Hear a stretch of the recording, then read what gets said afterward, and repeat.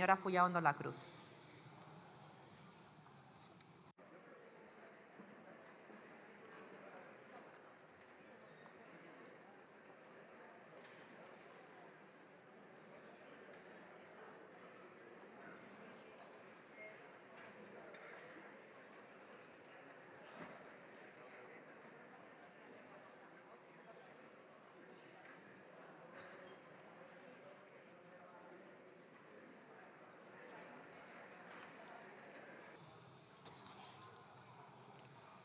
Eskerrik asko, mahaiburu andrea, jaun andreak. Un poco de silencio, por favor.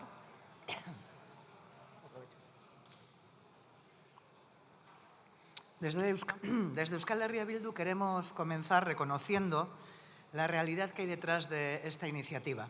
Cuando hablamos de la prestación por cuidado de menores con enfermedad grave, no hablamos de expedientes administrativos.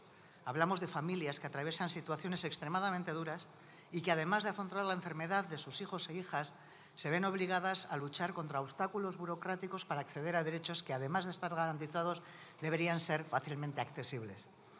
EAJak aurkeztutako mozioak urte luzez familia askok salatu dituzten arazo errealak jartzen ditu mahai gainean. Irizpide murriztaileak, prestazioaren aplikazio desberdinak, auzibideetara jotzeko beharra, segurtasun juridikorik eza eta gaur egungo errealitatera egokitzen ez den araudia. Diagnostiko horren zati handi bat partekatzen dugu eta baita egungo hutsuneak gainditzeko planteatzen diren neurriak ere. Eta ondorioz, mozioaren alde egingo dugu. Argi dago, 2011ko errege dekretuak ez diela gaur egungo beharrei behar bezala erantzuten. Zaintzen errealitatea aldatu egin da. Aurrerapen medikoek gaixotasun larri askoren biziraupena eta kronifikazio ahalbidetu dute. Eta familia egiturak gero eta anitzagoak dira. Hala ere, araudiak ikuspegi zurrunegia izaten jarraitzen du. Iraganean ainguratuta dago, eta babes eraginkorra behar duten egoera asko eta asko kanpoan uzten ditu. Horregaitik, pozgarria izan da gaur entzutea urrats batzuk ematen hasia dela gobernua honen konponbidearen bidean.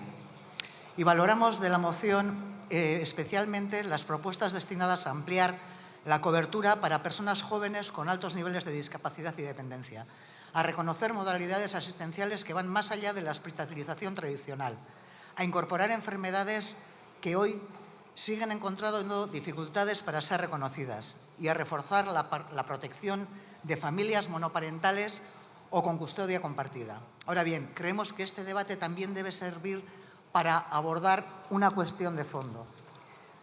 Familiek pairatzen dituzten zailtasun askoren jatorrian dagoena zera da. Eskubide sozialen kudeaketaren zati garrantzitsu bat gizarte segurantzarekin lankidetzan diharduten mutualitateen esku dagoela. Mutualitate bakoitzak irizpide desberdinak eta sarritan mugatzaileak aplikatzen ditu, eta horren emaitza berdintasun eza da. Eta familiek dagokien eskubide bat hartu izan dadin epaitegietara jo behar dutenean, huts egiten ari dena sistema bera da.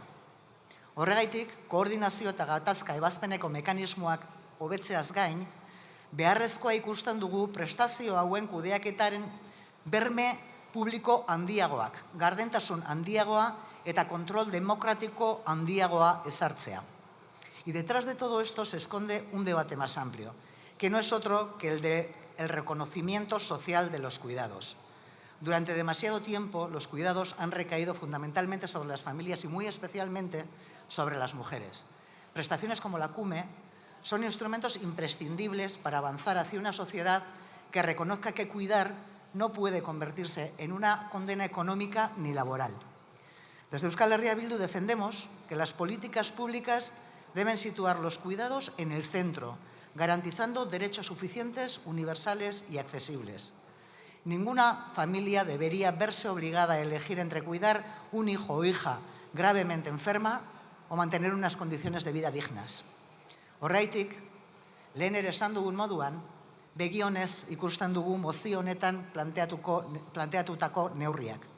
Eta espero dugu gobernuak beharrezko erreforma guztiak bultzatzea, lehenbailen.